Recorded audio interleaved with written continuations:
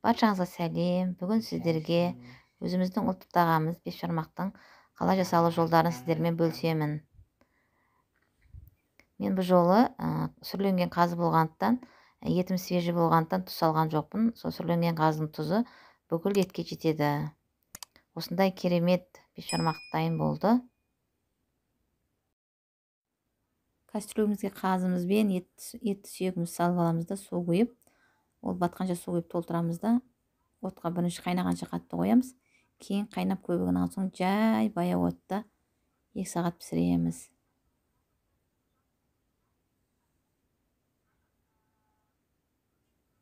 Қалай көбік алу керек, қалай жай қою керек, бәрін көрсетемін. Кастрюлеміз қайнады. Енді қайнағаннан кейін бетінде көбіктерін осындай сүзгіштің көмегімен алып тастаймыз, бәрін тазалап. Сосын баяу отқа қойып қоямыз. Етіміз 1 сағаттай қайнағаннан кейін өстіп ашып, тазалап жуып алған сәбізіміз бен картоплымызды саламыз. Мен түсіруді ұмытып кетіппін. Алдында еттің көбігін алғаннан кейін мен ішіне бір қызыл болгар бұрышы мен бір помидорды бөліп салған тұғым. Сондықтан сорпам қызарып, дәмі әдемі болып тұр. Енді осылар піскеннен кейін бәрін бірге сүзіп аламыз. Мен қайнап жатқан сорпамыздағы салған қызыл болгар бұрышы мен помидорымды осылай алып, нан шолпыға салам. Сөйтіп, қалай тұзды жасайтынды көрсетемін. Қазір осылай нан шолпыдан езгілеп өткіземін да, сыртындағы нелерін алып тастаймын. Қабықтарын алып тастаймын.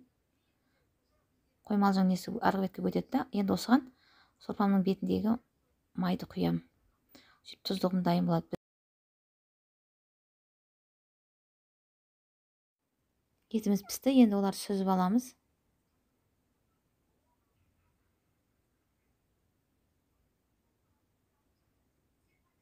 Бірінші сүйекті етімізді сап аламыз да, одан кейін картоп сәбіздерімізді алып, сосын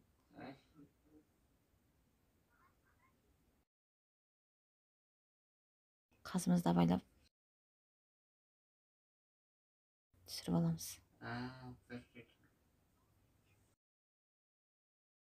Еттің қамырын илеу үшін бізге 1 жұмыртқаны жарып аламын, тұзымды салам, 200 грамдай су құям, қатты салқын емес, шамалы жылылау. Сөйтіп жақсылап араластырам. Сосын алдын ала електен өткізіп қойған ұнды салып, жайлап қастың көмегімен араластырамын. Араластырып, жақсылап, кейін қолдың көмегімен жақсылап қолмен илеу керек, иін қандырып. Илеп болғаннан кейін қамырды 20 минутқа тұндырып қоюымыз керек, жайғанға дейін. Міне илеп болды, мен 20 минутқа қойып қоям.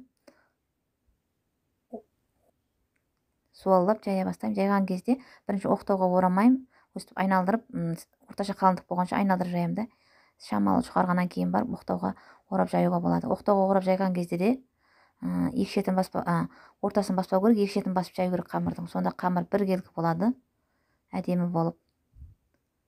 Айналдырып екі шетінен жаю керек. Ортаға қолды апармаймыз, салмаймыз ортаға қолды. Қамырын жайып болған кейін осылай ортасынан оқтаудың үстінен кесіп аламыз да.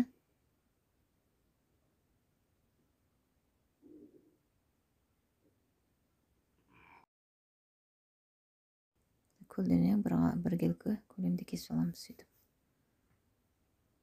Қайнап жатқан сорпамызға саламыз.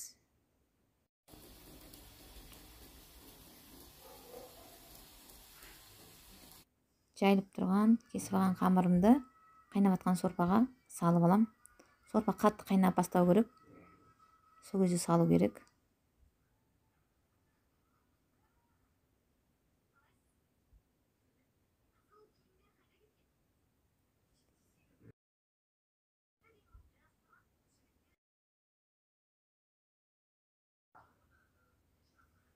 Қамырдың июі қанған, жұмсақ болмай, әдемі жайылса, қамыр езілмей түседі. Қамырым сап болғаннан кейін өстіп шөміштің көмегімен араластырып аламыз да, қатты бір қайнағаннан кейін сәл отын баяулатып 10 минутқа пісіріп аламыз. Қамырымыз пісті, енді нан шолпының көмегімен пісіріп аламыз дегенімізге.